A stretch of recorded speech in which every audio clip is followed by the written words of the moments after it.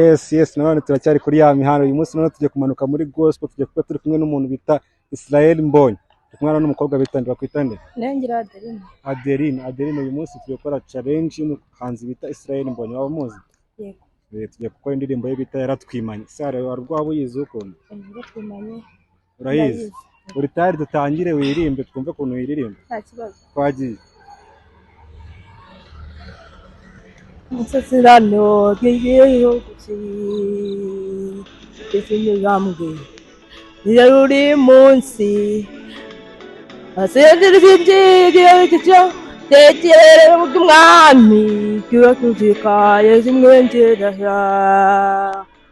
yari bona wujitsongera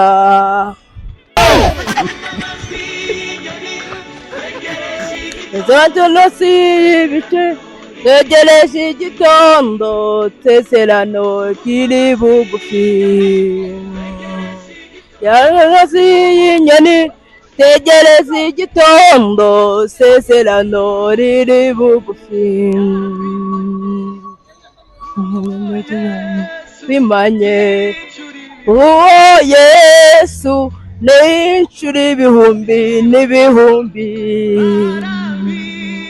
Yanga yarahirwe. Look at this one. Yesu bundi nyaratwirambire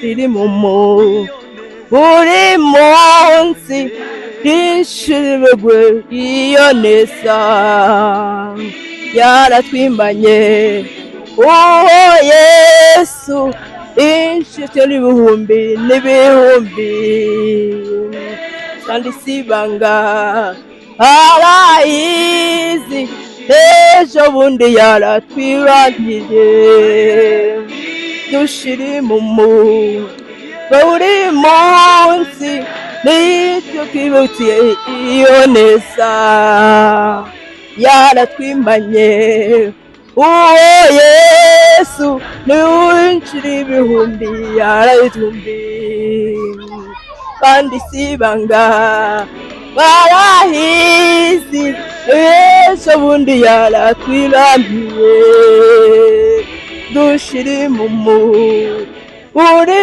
munsi n'inshuro iyo neza yaratwimanye uwo Yesu n'inshuro ibihumbi n'ibihumbi kandi sibanga barabizi Send to the